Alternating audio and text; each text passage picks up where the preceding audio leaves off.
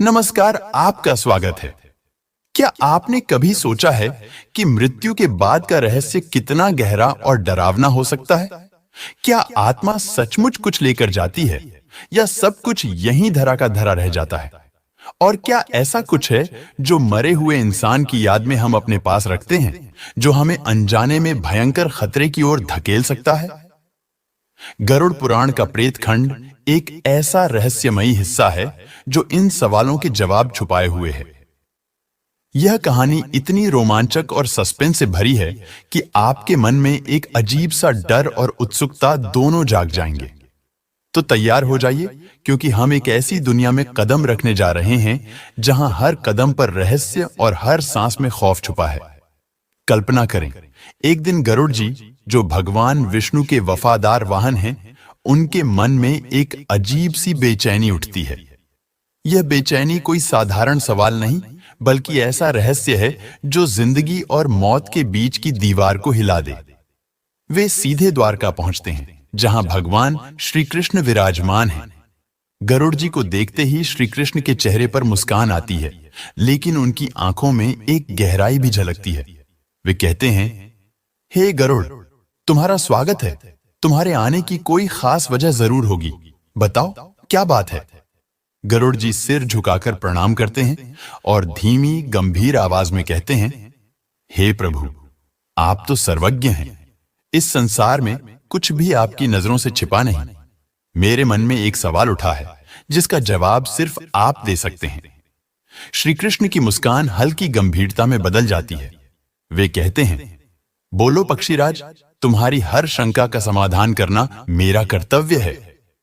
गरुड़ जी सांस रोककर पूछते हैं, जब कोई प्राणी मरता है तो वह अपने साथ क्या ले जाता है, और उसकी कौन सी चीजें ऐसी हैं जिन्हें जिंदा लोगों को कभी छूना भी नहीं चाहिए?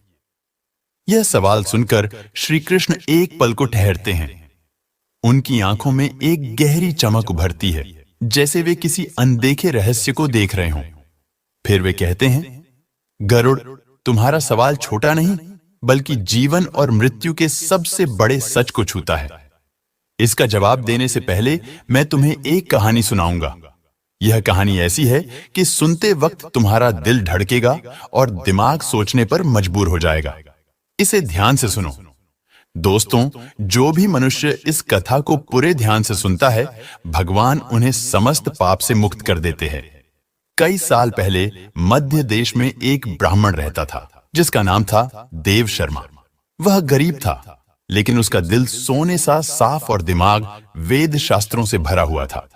वह अपने ज्ञान का गलत इस्तेमाल कभी नहीं करता था। भिक्षा मांगकर गुजारा करता था। लेकिन एक दिन उसके मन में कुछ अजीब हुआ।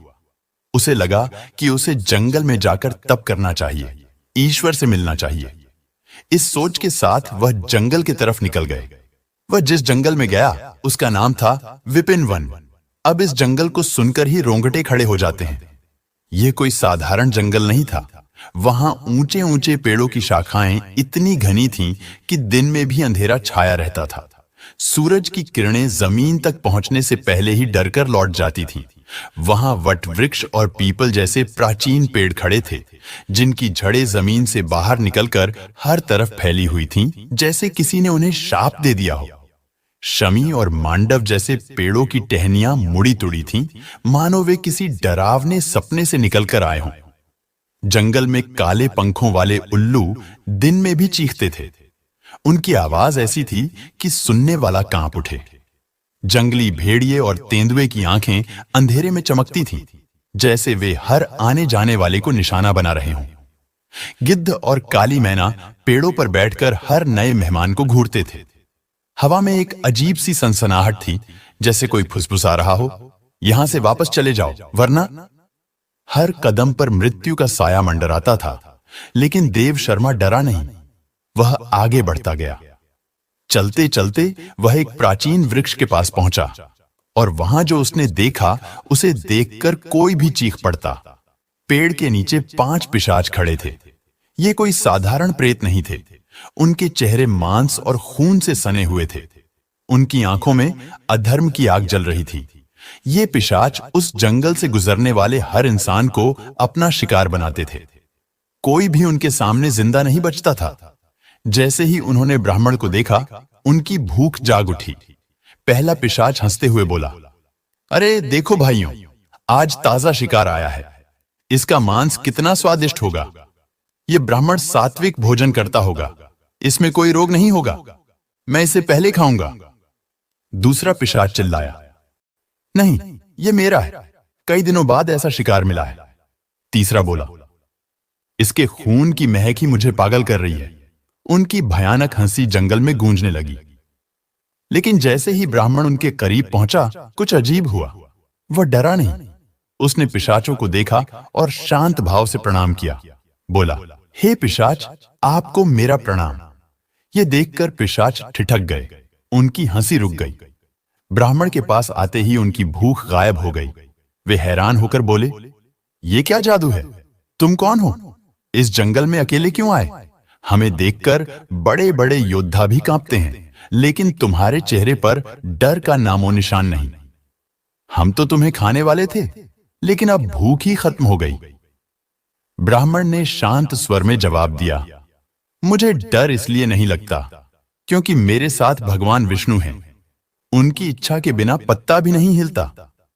अगर मेरी मौत आपसे होनी है तो मुझे स्वीकार है। अगर आपको खाने से तृप्ति मिले तो यह मेरा सौभाग्य है। आप भी ईश्वर के बनाए हैं, मैं आपकी बुराई कैसे कर सकता हूं? यह सुनकर पिशाचों के होश उड़ गए। उनके मन में पहली बार कुछ अच्छा जगा। वे बोले, तुम्हारे शब्दों ने हमें तृप्त कर दिया। हम तुम्हें नहीं खाएंगे। बताओ, तुम कौन हो और यहां क्यों आए? ब्राह्मण ने कहा, मेरा नाम देव शर्मा है। मैं भक्ति के लिए जगह ढूंढ रहा था, लेकिन आपको देखकर लगता है कि आप दुख में हैं। बताएं, आप पिशाच क्यों बने? अगर मैं मदद कर सकूं तो जरूर करूंगा। पिशाचों की आंखों में एक अजीब सी चमक आई। वे बोले, हम अपने पापों की वजह से पिशाच बने। हमने अपने पितरों का अपमान किया, मनुष्य जीवन में पाप किए और पिशाच बनकर भी अनगिनत लोगों को मारा। हमें लगता है कि मुक्ति असंभव है। ब्राह्मण ने कहा, मैं आपकी पीड़ा समझता हूं। बताएं, मैं क्या कर सकता हूं? तभी पिशाचों को एक झटका लगा। उन्हें एहसास हुआ कि यह ब्राह्मण उनका वंशज है, उनका पोता परपोता। वे उसके दादा परदादा थे जो पापों की सजा भुगत रहे थे। फिर वे अपनी कहानी सुनाने लगे। हर कहानी एक डरावना सच खोल रही थी। तभी पहला पिशाच ने कहा, मैं ऊंची हूं। पिछले जन्म में मैं बृहस्पति था, तुम्हारा 5 पीढ़ी पहले का पूर्वज। मैं विद्वान था, लेकिन जूठा खाने की लत लग गई। एक बार यज्ञ का जूठा खाया, जहर बन गया और मैं मर गया। अब पिशाच बनकर जूठा खाता हूं। दूसरे ने कहा, मैं नग्न अंग हूं। मेरा नाम शरद चंद्र था। मैं नंगा स्नान करता था।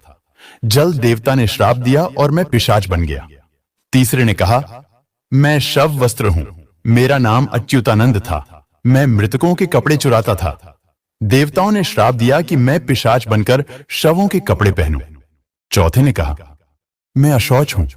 मेरा नाम धर्मराज था। मैं गंदगी में रहता था। श्राप से पिशाच बना। पांचवा पिशाच ने कहा, मैं क्रव्यद हूं। मेरा नाम सोमदेव था। मैंने मांस खाया, हिंसा की। गाय का मांस खाने से श्राप मिला और पिशाच बना। पिशाच बोले, हमने गंदे कपड़े पहने, जूठा खाया, पितरों का अपमान किया, इसलिए यह सजा मिली। तुम हमारे वंशज हो, हमें मुक्ति दो। यह सुनकर ब्राह्मण का दिल भर आया। उसने वचन दिया, मैं कुछ करूंगा। वह मुनि अगस्त्य के पास गया। मुनि ने कहा, तर्पण, पिंडदान और दान करो। ब्राह्मण ने नदी किनारे ये सब किया और अचानक पिशाचों के शरीर से रोशनी निकली। वे मुक्त होकर स्वर्ग चले गए। दोस्तों, इस कहानी को सुनते वक्त आपके मन में कई भावनाएं जगी होंगी। कभी डर, कभी आश्चर्य और कभी एक गहरी सोच। यह कहानी सिर्फ एक कहानी नहीं, बल्कि जिंदगी और मृत्यु का ऐसा सबक है जो हमारे दिल को छू जाता है और हमें अपने आसपास की दुनिया को नए नजरिए से देखने के लिए मजबूर करता है। भगवान श्री कृष्ण ने गरुड़ जी को जो ज्ञान दिया वह इतना गहरा है कि इसे समझकर हम अपनी जिंदगी को सही दिशा दे सकते हैं। आइए इसे विस्तार से और सरल भाषा में समझें ताकि आपके मन में भी वह फीलिंग जगे जो इस ज्ञान को खास बनाती है। दोस्तों, सबसे पहली और बड़ी बात जो श्री कृष्ण ने बताई वह यह कि मरे हुए इंसान की 3 चीजों, उसके कपड़े, गहने और माला को कभी इस्तेमाल नहीं करना चाहिए। सोचिए जरा, जब कोई अपना हमें छोड़कर जाता है तो हम उसकी याद में उसकी चीजों को सहेज कर रखना चाहते हैं, उसकी कमी को महसूस करते हैं और शायद सोचते हैं कि उसकी चीजों को पास रखने से वह हमारे करीब रहेगा। लेकिन यह कहानी हमें एक अलग सच बताती है। इन चीजों में उसकी आत्मा की ऊर्जा बसी होती है। उसका उन चीजों से लगाव इतना गहरा होता है कि मृत्यु के बाद भी वह उनसे जुड़ा रहता है। अगर हम इन चीजों को पहनते हैं या इस्तेमाल करते हैं तो उसकी आत्मा को ठेस पहुंचती है, वह परेशान होकर हमें कष्ट दे सकती है। यह सुनकर मन में एक अजीब सा डर लगता है ना? लेकिन साथ ही यह भी एहसास होता है कि हमें अपने प्रियजनों की शांति के लिए क्या करना चाहिए। श्री कृष्ण कहते हैं कि इन कपड़ों को दान कर दें, गहनों को गलाकर या दान में दे दें और माला को पवित्र नदी में बहा दें। ऐसा करने से उनकी आत्मा को सुकून मिलता है और हमें भी यह देखकर खुशी होती है कि हमने उनके लिए कुछ अच्छा किया। यह एक भावुक पल है। उनके जाने का दुख तो रहता है, लेकिन उनकी शांति के लिए कुछ कर पाने की संतुष्टि भी मिलती है। दूसरी बड़ी सीख यह है कि जब हम मरते हैं तो आत्मा खाली हाथ नहीं जाती। वह अपने साथ 5 चीजें ले जाती है: कामना, वासना, कर्म, कर्ज और भक्ति। यह सुनकर मन में एक सवाल उठता है कि क्या सचमुच ऐसा होता है? आइए इसे थोड़ा और खोलकर समझें ताकि आपके दिल में भी वह गहराई महसूस हो जो इस ज्ञान में छुपी है। इच्छाएं जो हम जिंदगी में चाहते हैं, जैसे धन, सम्मान या कोई खास चीज, ये मृत्यु के बाद भी हमारे साथ रहती हैं। यह सोचकर थोड़ा अजीब लगता है कि जो हम इतनी मेहनत से चाहते हैं वह हमें अगले जन्म में भी बांधे रखता है। अगर मरते वक्त हमारी इच्छाएं छूट जाएं, तो आत्मा आजाद हो सकती है। यह एक गहरी फीलिंग देता है कि हमें अपनी चाहतों को थोड़ा कम करना चाहिए ताकि हमारा मन हल्का रहे। दूसरी, वासना, यह इच्छाओं से भी आगे की चीज है। सुख, भोग और शारीरिक आनंद की लालसा। यह सुनकर मन में एक बेचैनी सी होती है, क्योंकि हम सब कहीं ना कहीं इन चीजों के पीछे भागते हैं। लेकिन श्री कृष्ण कहते हैं कि यह लालसा इतनी ताकतवर है कि मृत्यु के बाद भी आत्मा को छोड़ती नहीं। यह हमें जन्म मरण के चक्कर में डालती है। सोचिए कितना भारी बोझ है यह। तीसरा, अच्छे बुरे कर्म। हमारे काम ही हमारा असली साथी है। जो हमने जिंदगी में किया, अच्छा या बुरा, उसका फल हमें अगले जन्म में मिलता है। यह सुनकर एक गर्व भी होता है कि अच्छे काम करने से हमारा भविष्य सुधर सकता है, और साथ ही डर भी लगता है कि कहीं बुरे कामों की सजा न भुगतनी पड़े। यह फीलिंग हमें सही रास्ते पर चलने की प्रेरणा देती है। चौथा, कर्ज। अगर हमने किसी से कुछ लिया और लौटाया नहीं, तो वह कर्ज आत्मा पर बोझ बनकर रहता है। यह सुनकर मन उदास हो जाता है कि मृत्यु के बाद भी यह पीछा नहीं छोड़ता। लेकिन साथ ही एक राहत भी मिलती है कि अगर हम जिंदगी में अपने कर्ज चुका दें तो हमारी आत्मा हल्की हो सकती है। यह एक जिम्मेदारी का एहसास दिलाता है। दोस्तों, पांचवा है भक्ति। ईश्वर का प्यार यह सबसे खूबसूरत हिस्सा है। जो सच्चे मन से भगवान को याद करता है, उसकी भक्ति मृत्यु के बाद भी साथ रहती है और उसे मोक्ष की ओर ले जाती है। यह सुनकर मन में एक शांति और खुशी भर जाती है। यह फीलिंग कि ईश्वर का नाम लेने से सब कुछ संभल सकता है, बहुत सुकून देती है। तो दोस्तों, यह कहानी हमें 2 बड़े सबक देती है।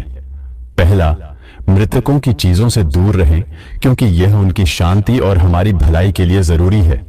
दूसरा, अपनी जिंदगी को ऐसा जिएं कि हमारी इच्छाएं कम हों, कर्म अच्छे हों, कर्ज न रहे और भक्ति से मन भरा हो। यह सोचकर मन में एक गहरा एहसास होता है कि हम जो आज करते हैं वह सिर्फ इस जन्म के लिए नहीं, बल्कि हमारी आत्मा के सफर के लिए भी मायने रखता है।